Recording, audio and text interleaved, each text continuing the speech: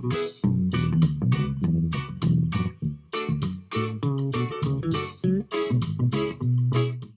to another Chelsea chat. Hello and welcome to another Chelsea chat. And yesterday it was Crystal Palace 1, Chelsea 2. And before we even start, I've got to say this. Crystal Palace is not an easy place to go. They're going to give lots of teams trouble, particularly with them wingers. They're pretty tasty going forward, and so I thought we did really, really well in that aspect of things, despite giving them a goal, basically.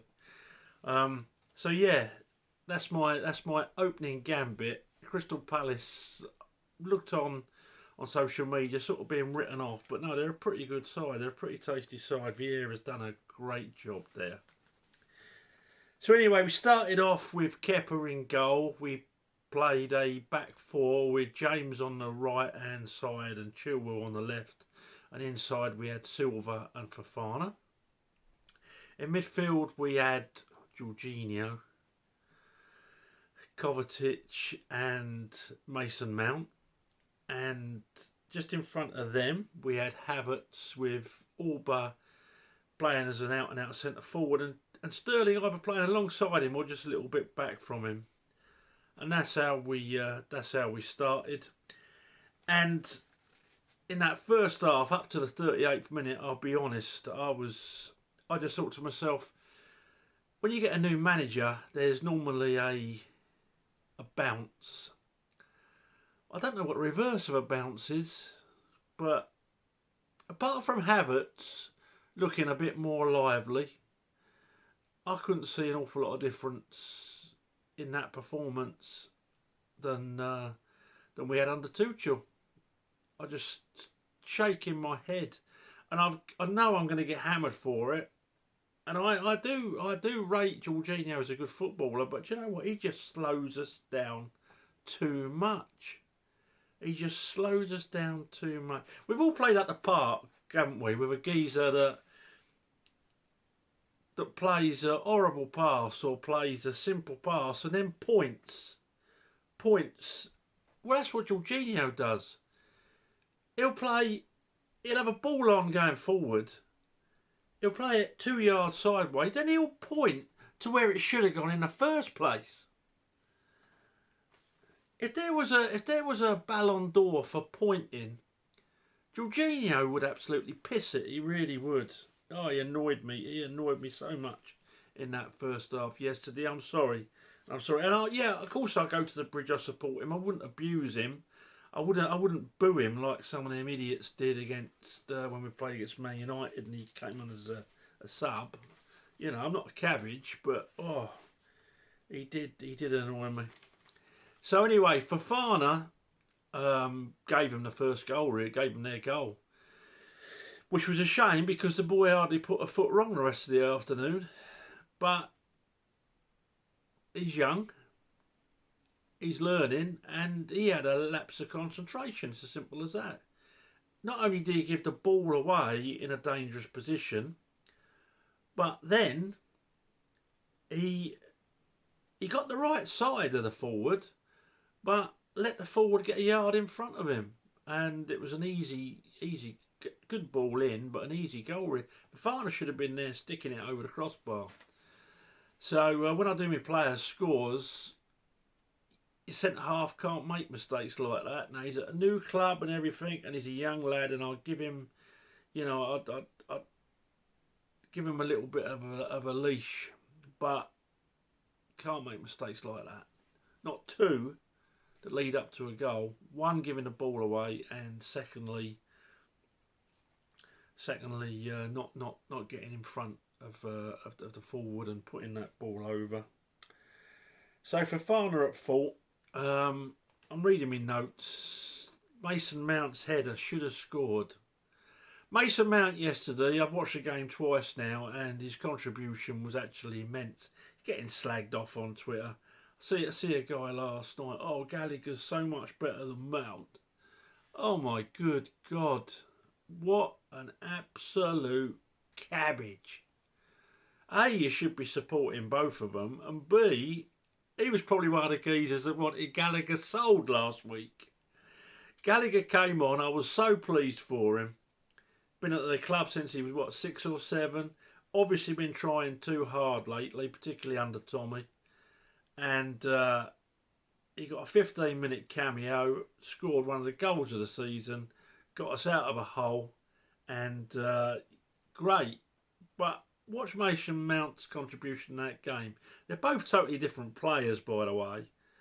But the Cabbages, one's better than the other. Oh, yeah, till next week when you want Gallagher sold again.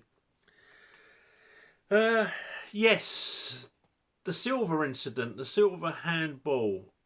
Silver basically, I thought he got fouled, but no one's mentioned that. And when he went to ground, he handballed it, he scooped it away.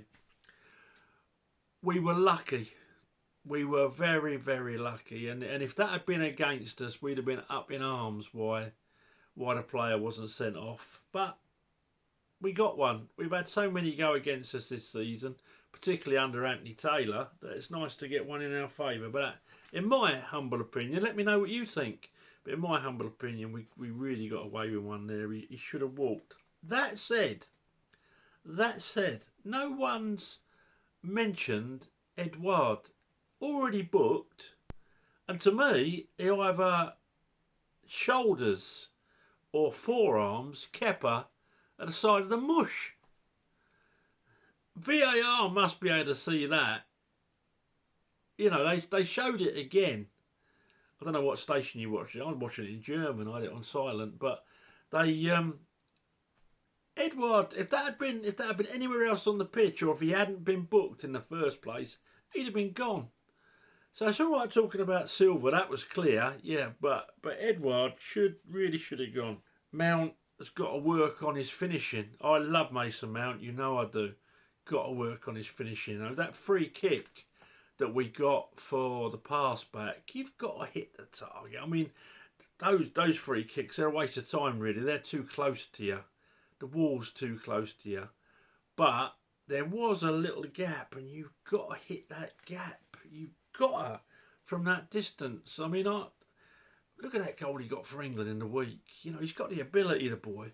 He's got to work on that finishing, though. That header that he missed, I don't know how. Aubameyang, yeah, missed a really easy chance. Could have scored where he was through.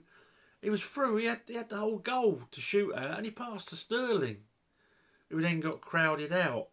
I don't understand that. He's got to get back to being more greedy. But that said, that goal that he got in the 38th minute, that turned absolutely sublime. And I didn't know if he still had the hunger, because it certainly didn't look like that in his last days at Arsenal. But yesterday he proved me wrong, because not only did he score that goal, he was coming looking for it. Everything that Lukaku didn't do last season, Aubameyang was doing yesterday. Havertz's woeful finish. There's a shock for you, isn't it? Thought Kepa had a decent game yesterday. Couldn't do nothing about the goal, and he looked good in the air. He came and caught one that I don't think he would have caught a year ago, and he came and punched. Distribution was good, and three really top quality saves. So well done, Kepa. You're getting your chance and you're taking it. That's what you got to do, isn't it, at that level? So yeah, we were as, I don't know, exciting as watching two dead people make a porn film. It was absolutely passing sideways, passing back. I'm going to go to sleep in a minute. That's what I was like watching that. Most of that first half, and then the goal, and I was awake again. But the second half we started pretty much the same until they took Jorginho off. They put Ruben Loftus-Cheek on, and as soon as we made them changes, what was it, 68th minute or something? Brought Brozier on, brought Gallagher on, took Havertz off, took Jorginho off. Can't think of who else went off. Oh yeah, Alba went off. But we looked a different side. As soon as Jorginho went off, Ruben Loftus-Cheek was playing the ball forward when he could. He was making forward runs. We just looked busier, more athletic, more at it. Yeah, and then, of course, Gallagher's brilliant finish in the 89th minute got us out of a hole. Well done. Says a lot about the lad that he didn't celebrate. Shows he's got a little bit about him, because Palace were good to him, and so you should show respect. I'm not one of them that says you shouldn't celebrate at all, but I just thought it was a nice touch. Maybe I'm wrong. I know a lot of people say, just celebrate, you scored a goal. I respect their opinions, but it's just I just liked that. I thought that was good. And well done to the lad. I bet it takes a lot of pressure off his shoulders, and he can relax and show us the player that he actually is, especially if he's played in the right position, which is just behind the forwards, really. So yeah, I'll go through the scores. That's what I thought of the game. Kepa gets a 7. Thought it was very good. James gets a 7. Chilwell gets a 5.5. Looks very ring rusty, doesn't he? Unless he gets some minutes, every time he comes in, he's going to look like that. I thought he was a pale shadow of the player that we know he didn't make any mistakes. Didn't get us forward as much as normal. Didn't get as many crosses in. Not as much of an attacking danger. I know he was playing in a 4 instead of a 5, so that stifles you a bit anyway. You could say the same about James on the other side. But, yeah, to me, he wasn't at the races like he normally is. Silva gets a 7.5. Everything he done was top notch. And that header down for Aubameyang's goal, class. Fofana gets a 5. Shame really, the lad would have got a 7.5, but that mistake, 2 mistakes in a row which cost us. You can't score anyone higher when they've done something like that. I think it'd be a great signing though, because everything else he done yesterday, winning headers in the air, just after that tackle that he made, after that mistake, a tackle that he made, I think he'll be good. Mount yesterday gets a 6 purely because got through stacks of work, the lad, but that finishing's got to be worked on. It's just not good enough. We had 13 shots yesterday and 3 on target, and there lies the problem with the Chelsea football team. Jorginho is going to get a 4. Didn't do anything wrong, but oh my God. That lad can stifle a game of football. I'll give him his due. Just so negative, and yet gets picked by manager after manager. So what do I know? Obviously nothing. Cover way off the pace of his own game yesterday. He gets a 6. Havertz, yeah, he gets a 6. A lot more effort. Nice to see him running. Nice to see him running back, making tackles. Looked a lot more on it yesterday. I don't know if the Germany game sort of buoyed him up a bit, improved his confidence, but put a proper shift in yesterday, so I'm not going to slag him. Got a 6. Sterling got a 6. Didn't set the world alight. But again, when you watch that the second time, watch his defensive work. As soon as he loses that ball, he's back behind it again. Well done him. Aubameyang is... yeah, he gets my man of the match, actually. Gets my man of the match. Only with an 8. But scored a good goal. And again, defensively, put a shift in. He's probably going to prove me wrong. And I hope he does. I love it when I don't think a player has a particularly good signing and they shove it right up me, because it means they're doing good for the team, doesn't it? So well done, Aubameyang. Don't score the subs, but I tell you what, they did not make an impact yesterday, didn't they? And well done, Gallagher. I'm going to give Potter a 7. Just my personal opinion. I don't know why he keeps picking Jorginho. I just don't know. I really don't know. I would have personally gone with a back 5 and sacrificed Jorginho. Played Cover and Mason in there. But What do I know? Let me know what you think, though, 'cause that's the reason that I do these. And, yeah, all we got to say is, not the greatest performance in the world, although I thought the last 20 minutes we looked right up for it.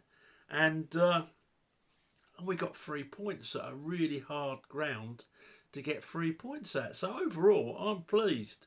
I think the players are all putting a shift in. It's just the fact that we're so negative. That's my opinion. So what do you think? Please subscribe to the channel and please throw a like. If you're watching it, it takes 2 seconds to put a like, and apparently it helps my algorithm. And what do we want to do? We want to help Glenn's algorithm. Thanks for watching, folks. It's really appreciated. Thanks for those that give me feedback. And, yeah, speak to you after AC Milan. Up to Chelsea.